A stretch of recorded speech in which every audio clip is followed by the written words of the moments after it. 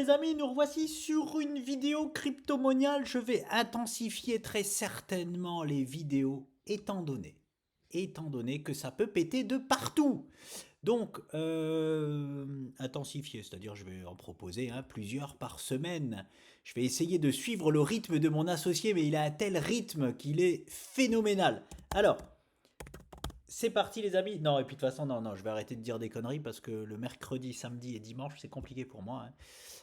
Mon fils est la priorité, donc voilà. Mais je vais pas vous lâcher tout le long de cette deuxième partie de Bull Run, bien évidemment, et faire le plus de vidéos possible. Donc, le BTC, est-ce qu'il y a quelque chose à en dire? Non. Bien évidemment, non. Rien de plus qu'hier. J'ai sorti une vidéo hier, voilà.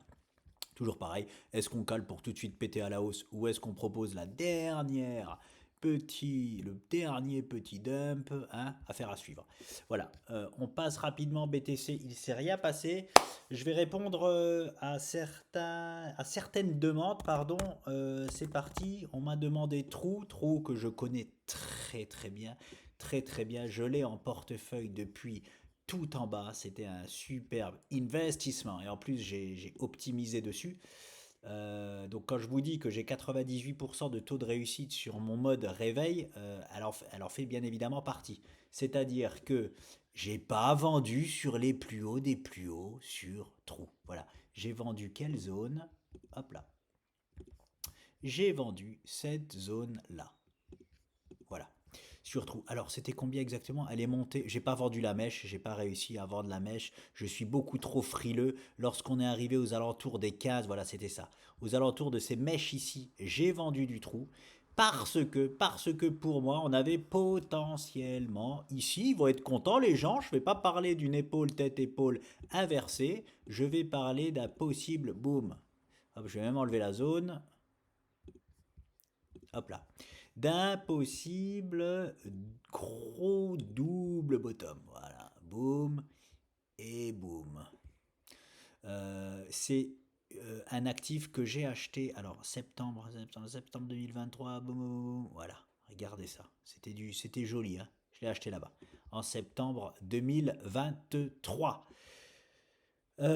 Donc, magnifique, j'ai revendu ici et regardez ce qui s'est passé derrière. Même si j'ai pas chopé le meilleur point de vente, c'est-à-dire ici, là, aux alentours des 14 cents, regardez jusqu'où c'est revenu derrière. 7 cents. On a eu une chute de 50% par rapport à mon point de vente et par rapport au point le plus haut qu'on arrive à rarement. Je fais pas des trucs comme ça parce qu'on arrive rare. Si vous connaissez, je le répète, quelqu'un qui vend les points tout en haut et qui rachète les points tout en bas, vous n'oubliez pas, appelez-moi avec. Je connais personne qui ne fasse ceci. Si on revend par exemple ici là et qu'on rachète ici là, c'est génial. Voilà, c'est déjà génial. Donc elle était quand même montée à 19 pour redescendre à 7. Ouais, ça fait voilà, à peu près 60% de baisse, boum. Donc c'est pour ça que je vous parle de zone d'optimisation, c'est celle-ci. C'est celle-ci. Donc, Trou, je connais très très bien.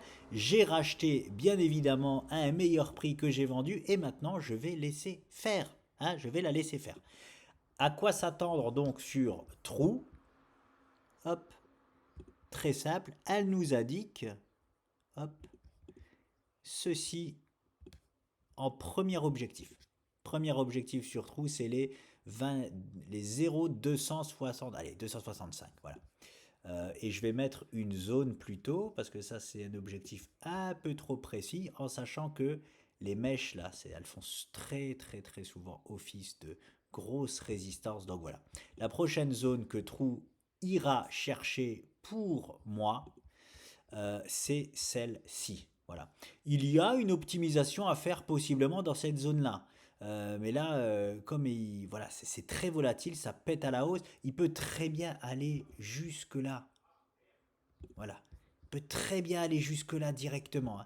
C'est-à-dire nous faire encore un truc de l'espace, boum, et voilà. En tout cas, si par exemple, Trou, vous voulez optimiser à un moment donné Trou, si vous voyez que cette zone-là ne le stoppe pas, il va se passer quelque chose dans cette zone-là. Il y a prise de bénéfice ici dans le bas de la zone, c'est absolument sûr et certain. Mais est-ce que la prise de bénéfice va stopper le mouvement? Il peut très bien aller déjà jusque-là. Voilà. ralentir en tout cas le mouvement et le stopper ici, ou alors, des fois, ça peut tout enfoncer et aller chercher ça. En tout cas, voilà ce qui est à prioriser sur True. Si jamais il propose cette zone-là, moi je serai hyper attentif ici, hein. Je vais la suivre même en 5 minutes s'il faut, mais je vais chercher des retournements en fonction de la vitesse d'exécution de True. Et si je vois une grosse fatigue à ce niveau-là, eh bien peut-être que j'optimiserai cette zone-là au cas où il nous fait quoi? Ceci. Hein? Pour faire quoi? Je vais quand même en parler, une énorme épaule, tête, épaule inversée. Voilà. Je sais, la structure est moche, mais vous le voyez quand même. Hein, vous le voyez que dans toutes les figures que je vous montre, c'est dessiné. Hein. C'est pas des structures qu'on aime voir en bourse. On n'appelle pas ça en bourse une épaule-tête, épaule inversée si elle a lieu. Mais dans le monde de la crypto, il n'y a que ça. Qu'est-ce que vous voulez que je vous dise? Donc on s'adapte. Donc peut-être que j'optimiserai comme ça, ou alors hein, je checkerai, ou alors moi je... Parce que ce qui est important, c'est que là, on parle d'optimisation. On ne parle pas de sortie de bull run. Voilà.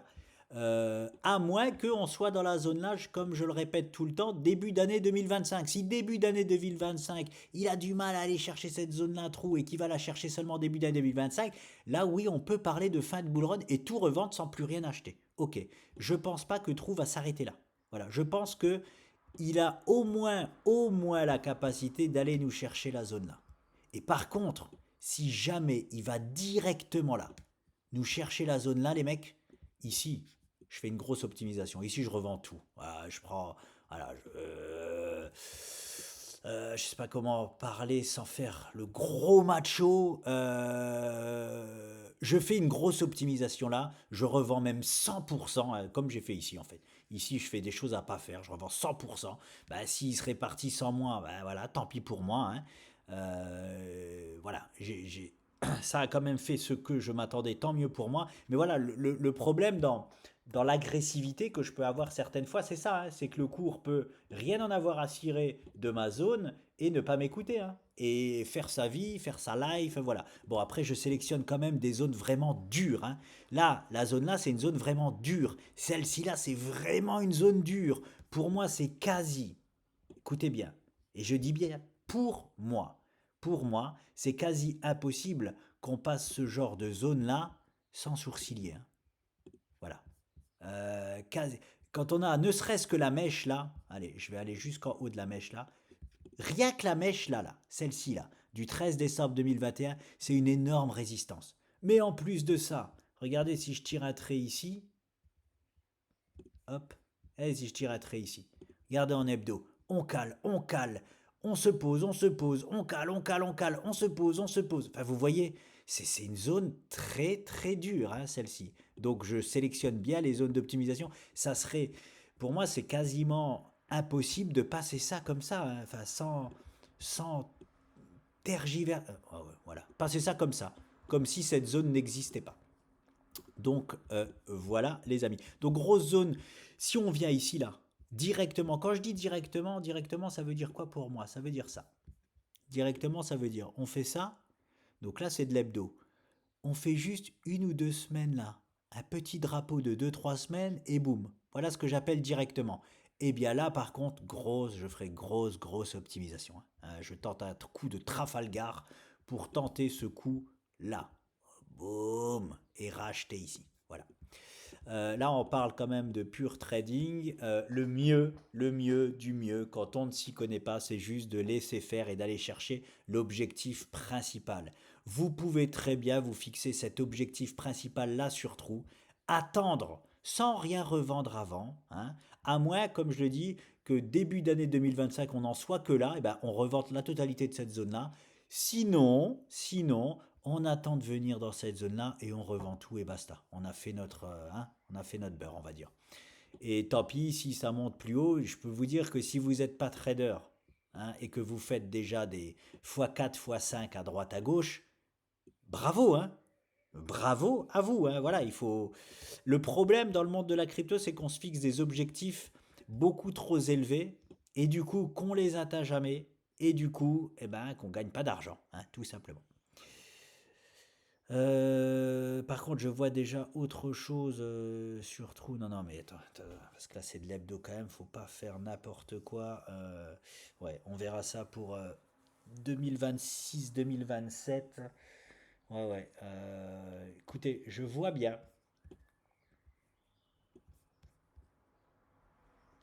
Ouais, pourquoi pas Trou?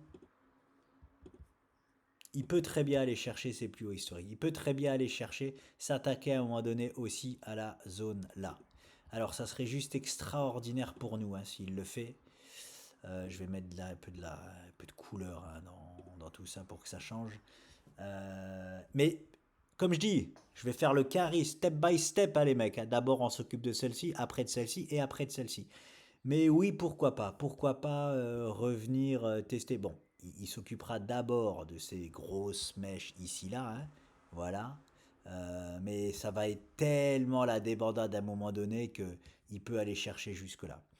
Donc, je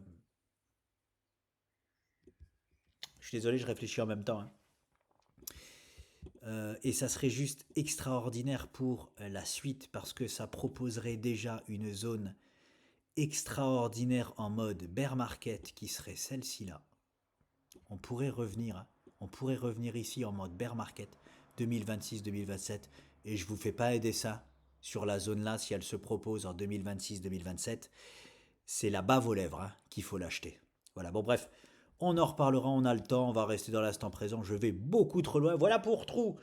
Alors, on m'a demandé aussi EGLD et, et Eagle et Ray. Les mecs, foutez-vous à la page quand même, foutez-vous dans votre match, j'ai envie de vous dire, on en a déjà parlé, je reviens quand même dessus rapidement pour vous faire plaisir, mais n'hésitez pas à aller checker les vidéos et je mets en plus en dessous les chapitres.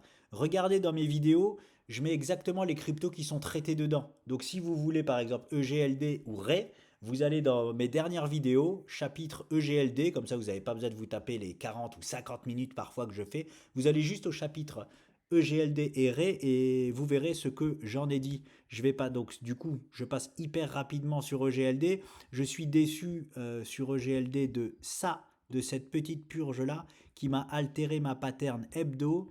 Mais, pour moi, il ne fait aucun doute que EGLD ira tester ces niveaux là au minimum.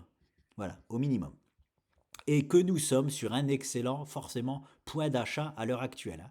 Excellent point d'achat actuel. La zone à surveiller pour une optimisation, c'est celle-ci. C'est aux alentours des 130 dollars pour e-gold. Et derrière ça, il ira s'occuper de cette zone-là. Voilà. Et je vais m'arrêter là pour e-gold parce qu'on ne sait jamais qu'il aille pas plus haut. Hein, comme je vous dis, ça va dépendre déjà du timing dans lequel il nous propose ça et ça. Mais vu qu'il a énormément dégusté ici comparé à d'autres, c'est-à-dire que y a des cryptos, hein, il y a pas mal de cryptos qui ont directement été chercher la zone violette là. Il y en a même qui ont été chercher cette zone rouge. Et il y en a même qui sont déjà sur leur plus haut historique, hein, comme presque l'Ether, comme le Bitcoin, comme ING qui les a déjà explosés, voilà, comme d'autres. Il est en retard. Il est en retard, Eagle, donc forcément, je le vois moins haut, hein, obligatoirement que les autres, à moins qu'il nous faisait ici une superbe pattern hebdo, ce qu'il n'est pas en train de nous faire. Voilà, tout simplement. Désolé si ça déçoit un peu la communauté Eagle, mais j'y peux rien. Hein. Je ne dis pas que le projet Eagle n'est pas bon, c'est pas du tout ce que je dis. Ce que je dis, c'est juste qu'il ira très certainement moins haut que d'autres à cause de, déjà là, directement se faire stopper là, c'est standard, hein, prise de bénéfice plus résistance, ok, oui, mais les autres aussi pouvaient aussi avoir ça et ils ont quand même été chercher cette zone-là. Donc on va dire il a moins de puissance pour le moment que les autres, donc on va checker uniquement ces zones-là et attention, attention aux 130 dollars parce que si ici là il nous a fait une grosse décharge, il peut très bien nous refaire une grosse décharge ici là. À quoi ressemblerait cette grosse décharge? Cette grosse décharge ressemblerait à, hop, à ceci. Voilà. Hop, grosse décharge, puis là, et puis peut-être la fin du monde. La fin du monde, c'est peut-être le top du bull market. Je ne dis pas que c'est le top, je dis juste tranquille, objectif par objectif. On place les deux premiers, on a le temps d'y revenir. Hein, c'est en hebdo. Hein. On aura le temps d'y revenir tranquillement. Voilà pour Eagle et Ray, c'est une de mes chouchous, hein. Ray, c'est une de mes chouchous parce que j'ai fait une vidéo où carrément je la compare à la surperformance d'Ethereum, du Bitcoin et du BNB. Donc, c'est pas celle qui va le plus performer par rapport à toutes les altes, hein, mais elle est quand même hyper safe en fait. C'est-à-dire que elle annonce des surperformances comparées à l'Ethereum, au Bitcoin et au BNB. Donc c'est costaud, c'est pas mal du tout. À quoi faire attention sur Ray? Déjà, quand on va arriver là, on peut très bien caler une nouvelle fois, comme nous l'avons fait ici. On va aussi checker, voir s'il nous fait une pattern hebdo. S'il nous fait une pattern hebdo, on va se faire chier sur Ray pendant probablement 2-3 mois. Hein, voilà, il faut le dire aussi. Est-ce qu'il va lancer la tendance maintenant ou est-ce qu'il nous prépare une pattern hebdo? S'il nous prépare une pattern hebdo, ça mettra plus de temps à se déployer forcément. Voilà, c'est tout, c'est tout. L'objectif, j'ai déjà mis l'objectif ici. Oui, pourquoi? Parce que, tac, à quoi il correspond cet objectif-là? Je pense que c'est, voilà, ceci. Ouais, c'est ceci. Une fois que nous revenons, si nous revenons, hein, moi je dis une fois que, si nous revenons ici, pour moi l'objectif sera ici pour Ray, c'est-à-dire aux alentours des 6,50 $. Et comme on a une petite résistance là, petite, toute petite, ici là, je me permets du coup, je vais l'enlever, hop, de mettre une zone à cet endroit-là où nous pourrons potentiellement, hop là, caler. Voilà. Par contre, grosse zone là de calage où on peut avoir, c'est ici, hein. Ici, là, il y aura fort à faire pour Ray. Hop. Et derrière ça, attention à cette mèche ici, là, qui peut nous retenir. Et après, eh ben, ce sera tout simplement ces plus hauts historiques. Voilà. Voilà pour la projection de Ray. Et encore une fois, step by step. Déjà à voir, est-ce qu'il va relancer la tendance maintenant? Ce serait quand même cool. Ou est-ce qu'il nous transforme ça en hebdo? Ça risque d'être long. Je vais voir en daily ce qu'il se passe. Je crois qu'il avait déjà validé une structure. Oui, j'en avais parlé de retournement. Oui, très bien. Donc il nous a validé la structure, là il est en plein pullback dessus, totalement standard. Donc il peut très bien rebondir maintenant pour aller au moins valider. Ah oui, on est dans l'objectif là actuel. Il devrait aller nous chercher les 2,43 hein, en mode daily, c'est-à-dire dans les jours à venir. Là je parle pas d'hebdo, je parle, c'est gros, c'est hyper épais ça. Voilà. On est en direction pour moi des 2,43 sur Ray. Voilà. Alors, je termine par CLV et Nano. Attention, CLV à ne pas confondre avec CRV. C'est CLV, Clover. Parce que CRV, j'en ai déjà passé et c'est curve. Pourquoi je l'adore, celle-ci? Pourquoi je l'adore? Déjà parce qu'elle est dans mon portefeuille, forcément. Je rappelle pourquoi elle est dans mon portefeuille. Parce que nous avions une, si je ne m'abuse, on avait ceci là, hop, voilà, on avait, je la fais rapido ça, désolé, je la fais un peu rapido, c'est pas très propre, on avait ceci à la base, quelque chose comme ceci, j'ai 1, 2, 3, 4, semi-rotation, ouais. J'avais tradé quelque chose comme ça. Enfin, j'avais investi sur quelque chose comme ça. Mais c'était pas là-dessus, c'était sur TradingView. Parce que là, quand je le pose, je suis obligé de tricher un peu ici pour la poser. Bref, j'en avais acheté. Pourquoi? Parce que nous avions de fortes probabilités de venir tout d'abord ici là. Hop. C'est chose faite et c'est un niveau qui nous a bien calé. Hein, bien calé. Mais on pouvait directement aller chercher cette zone-là. Voilà, comme je rappelle, ICP et Movre ne se sont pas gênés de le faire par exemple. Donc voilà, donc à quoi s'attendre? CLV, j'adore parce que c'est clair comme de l'eau de roche. Voilà, c'est vraiment hyper clair. Les niveaux actuels sont excellents. Il se passera, on peut caler Dans un premier temps, oui, à cause de cette mèche-là, ici, là. On peut caler un peu ici, là. Mais cette zone-là, il va pour moi la faire péter, hein. Il va l'exploser à la hausse forcément. En plus, ça nous ferait quoi? Épaule, encore une fois, tête, et on est parfaitement sur les niveaux, non pas parfaitement, on est un peu plus bas que la première épaule. Tant mieux, c'est contre-intuitif, mais quand la deuxième épaule est légèrement plus basse que la première, ça donne des objectifs, c'est là où on a les meilleures performances. Donc je la dessine quand même, parce que je suis monsieur, vous me connaissez, épaule, tête, épaule inversée. Hop là. Une fois que nous serons là, je le rappelle, on aura 98% de chance de partir à la hausse. Hop. Et 81% de chance d'aller chercher ces niveaux-là. Ces niveaux-là qui, comme par hasard, correspondent à quoi? À la première résistance. Donc, enfin, c'est très très propre. Et quand c'est aussi propre que ça, bah, j'adore. Il n'y a pas, voilà, y a pas à réfléchir. Donc, zone d'optimisation ici, claire et nette pour Clover. Derrière ça, il s'occupera de, clairement pour moi, très clairement encore une fois, de cette grosse mèche, cette grosse double mèche hebdo, la grosse résistance sur Clover.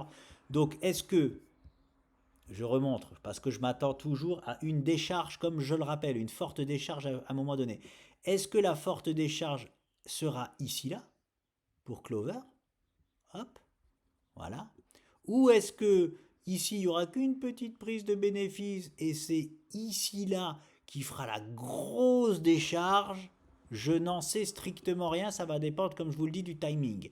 Si Clover, dans le même timing que toutes les autres, il est ici, au moment où on peut décharger, eh ben voilà, je prendrai très certainement le spot de revendre pour racheter là. Voilà. Ou est-ce que je vois ici, là, je serai hyper attentif quand on sera là. Sur Clover, par exemple, si je vois qu'il nous propose une figure de continuation haussière, je resterai en position pour aller chercher ces niveaux-là. Et ceux-là, par contre, je les solderai. Je les solderai pour essayer de choper ce poids-là. Voilà. Voilà ma zone d'optimisation. Sinon, qu'est-ce que je vois sur Clover, miroir, mon beau miroir? Je le vois en mode, donc deuxième partie du bull run, au minimum, allez nous chercher cette zone-là. Minimum du minimum pour moi. Et très certainement, toujours en mode déception, euh, cette zone-là. Voilà. Je vais pas aller plus haut, et après, de toute façon, c'est quasiment. Non, c'est pas tout de suite les plus hauts historiques. On risque d'être emmerdé ici, là. Hop. Et après, on s'occupe des plus hauts historiques sur Clover. J'ai pas besoin de les mettre. Donc, voilà, les amis. Mais c'est clair, tout est vraiment hyper, hyper clair. On pourra caler là aussi. Hop, j'ai oublié une petite zone de calage. Très exactement ici, là. Voilà. C'est hyper clair sur Clover. Et je vous donne un parallèle par exemple avec une autre que j'ai en portefeuille et franchement qui m'emmerde royalement. C'est Nano. Hop là. Qui m'emmerde royalement. Alors je suis méchant parce qu'elle va peut-être délivrer quelque chose de gros, hein, mais voilà. Qui m'emmerde royalement parce qu'on est dans une pattern hebdo, pas encore construite. Les patterns hebdo, j'adore ça, hein, mais pas quand elles sont euh, pas faites, quoi. Là, c'est-à-dire que Nano, même si là il pump, il peut très certainement s'arrêter, alors sans rentrer dans le détail de la structure, à peu près ici là, et on peut être bloqué ici 2-3 mois, quoi. Hein, pour finir cette pattern là avant de monter. Alors après, ce serait génial pour la suite. Ce serait vraiment génial pour la suite. Ah mais j'ai pas. Attendez, celle-là, je peux pas bien vous la faire ici. Oui, parce que j'ai pas d'occurrence. Alors je vais la mettre ici, XNO USDT, parce que j'ai pas assez de. Vous avez vu, il y avait presque rien de dessiné. Voilà, c'est ici que je l'ai travaillé nano. Voilà. Et voici pourquoi elle est plus complexe et que j'aime les choses comme Clover. Regardez ce que j'ai mis là. J'ai mis 4 zones.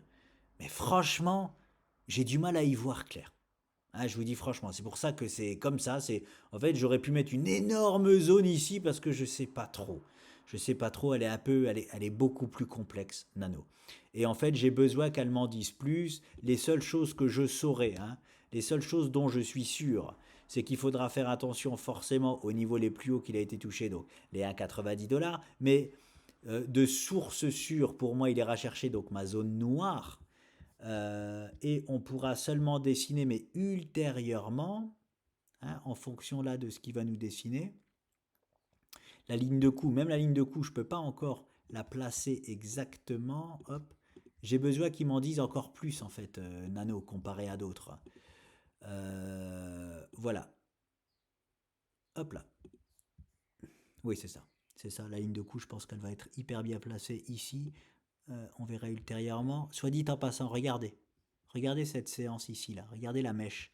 L'énorme mèche qu'on a fait sur la séance du lundi 21. Regardez ce que les énormes mèches comme ça nous font. J'ai posé cette ligne de coup là juste sur cette mèche. Vous voyez comme ça stoppe les cours. Hein, c'est juste une mèche comme ça, c'est une grosse résistance en fait. On n'aime pas ça. On n'aime pas ça parce que ça capte les cours. Bah ouais, on vient ici puis on n'arrive pas à les transpercer. On se fait renvoyer dans les cordes. Donc ligne de coup ici, derrière ça, on pourra poser, oui, très clairement, cet objectif-là sur Nano. Hop, voilà. Qui est, bah voilà, qui corrobore avec ma zone noire. Donc la zone noire, elle est clairement indiquée. Et derrière ça, les zones sont dures. Regardez, j'ai une grosse zone jaune ici que j'ai séparée avec une petite zone à l'intérieur. Je ne sais pas exactement où on va se stopper là-dedans. J'ai du mal à déterminer les stops exacts, en fait. Donc j'ai besoin qu'il me dessine des choses en route. La seule chose que nous avons, c'est ici, là, très clairement, la zone noire, là, vraiment très claire, zone de décharge. Non, je vais même la mettre, hop, je vais la mettre comme ça, voilà. Là, c'est mieux.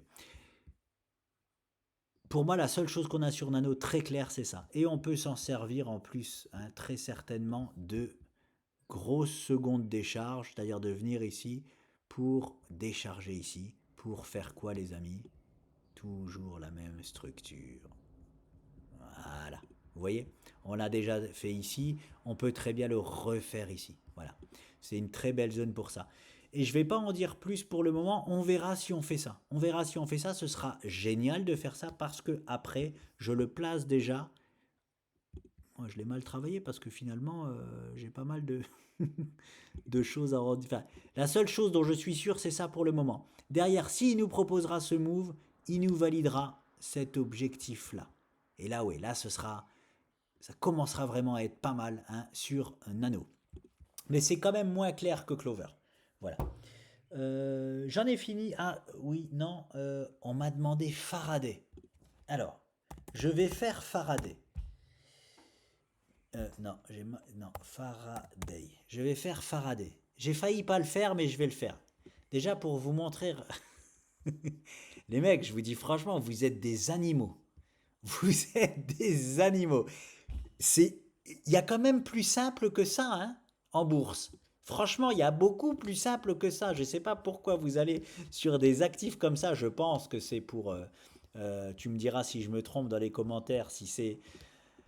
Ah, comment on appelle ça? Parce que je fais jamais attention. J'appelle ça le blabla. Les fondamentaux, pardon. Le fondamentaux, parce que physiquement parlant, j'allais dire, parce que enfin, graphiquement parlant, c'est catastrophique, hein. C'est vrai, enfin, il y a beaucoup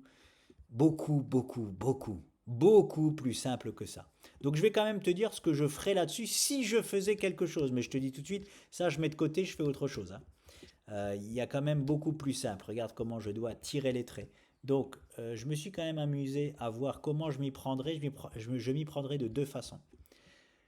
Soit du pur trading, hein, ce que je ne conseille pas si on n'est pas trader forcément, soit de l'investissement mode crypto, c'est-à-dire on pose de l'argent qu'on ne regarde plus et qu'on est prêt à perdre et on attend de voir si ça fonctionne.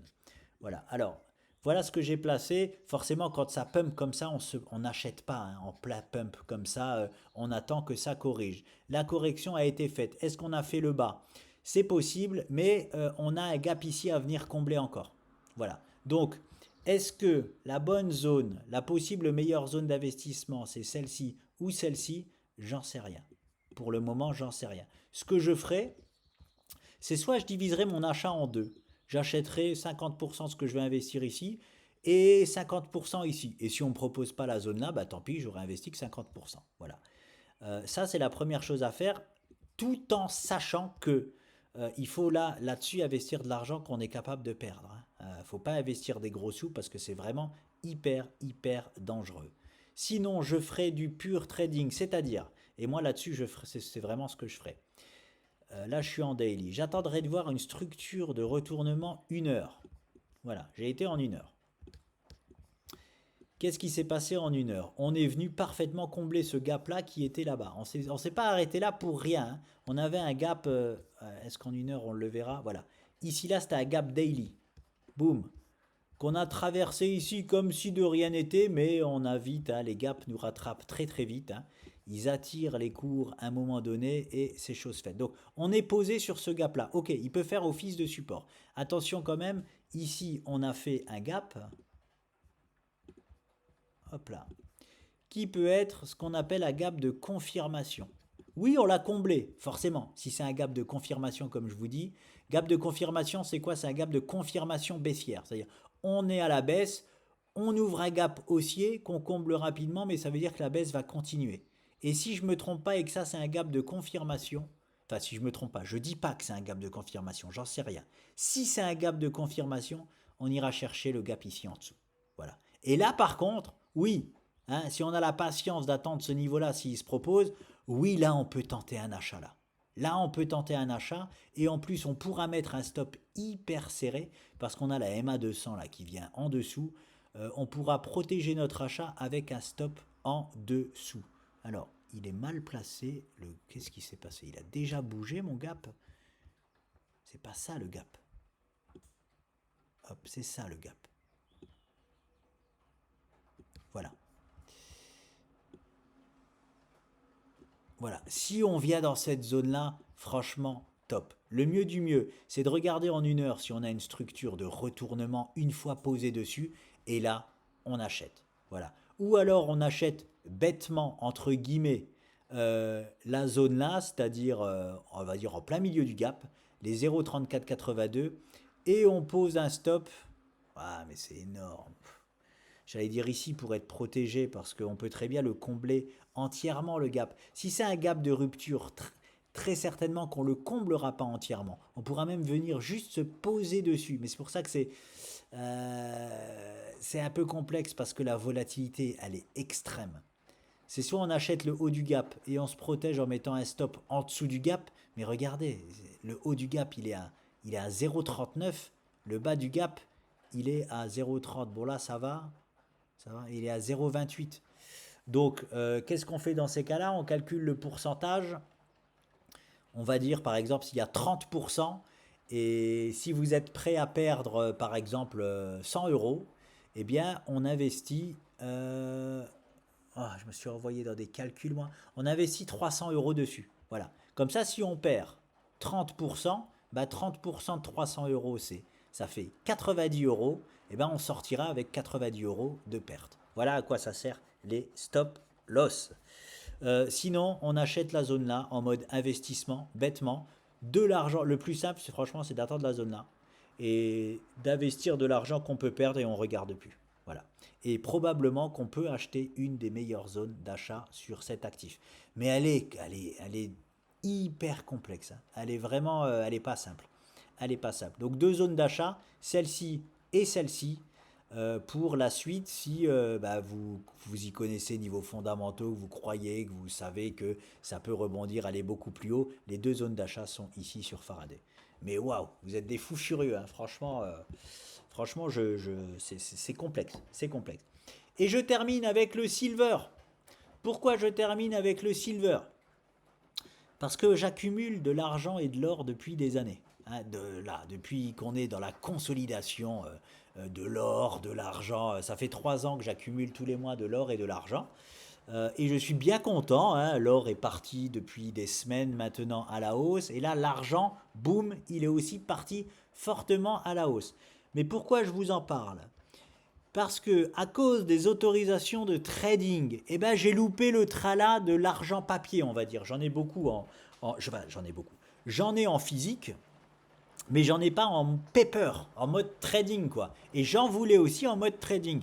Je n'ai pas pu le faire parce que j'avais pas les autorisations trading, blablabla pour ceci. J'ai dû les déverrouiller, ça a mis des semaines et j'ai loupé le départ. Voilà, je suis pas content de ça, mais du coup, qu'est-ce que je fais? Est-ce que j'abandonne ou quoi? Donc le silver, je vous dis quand même ce que je compte faire si jamais on me repropose une bonne zone. Voilà la zone magistrale, on va dire, hein, où je vais attendre patiemment. Je vais attendre. Si le silver me fait ceci-là, on a un objectif très clair ici sur le silver. Très très clair ici. Donc on peut se permettre d'aller chercher cet objectif-là et de faire une décharge. Est-ce que la décharge sera juste ça avant d'aller chercher là? Voilà. Bah, peut-être que voilà, je verrai en fonction de la structure et me positionner là. Mais je souhaiterais faire un pullback ici là. Et si ça revient ici là, eh bien j'achète. Voilà, j'achète. C'est du mensuel, c'est très long. C'est très long, donc ça peut mettre 6-8 mois à venir dans cette zone-là, hein. Voilà, c'est un pullback mensuel, oui, ça peut mettre 6-8 mois. Et si on fait ça, eh ben, j'achèterai à ce moment-là et je monterai uniquement dans le train du paper argent à ce moment-là. Mais il y a deux niveaux très clairs donc sur l'argent. Si jamais hein, vous êtes dessus et que ça vous intéresse, hop, je vais mettre un peu de place. Voilà, les niveaux très clairs pour l'argent, je les ai mis là. C'est cette zone-là et cette zone-là. Elles sont déjà activées, hein. C'est déjà validé au niveau des figures, cette zone-là et cette zone-là. Il nous indique de fortes probabilités d'aller chercher ces deux zones-là d'ores et déjà. Donc en gros, c'est de, voilà, de s'il nous propose un point bas, bah, c'est de le choper, quoi. Hein, tout simplement pour aller avec lui chercher au moins cette zone-là. Voilà les amis pour cette vidéo et je vous dis à très vite.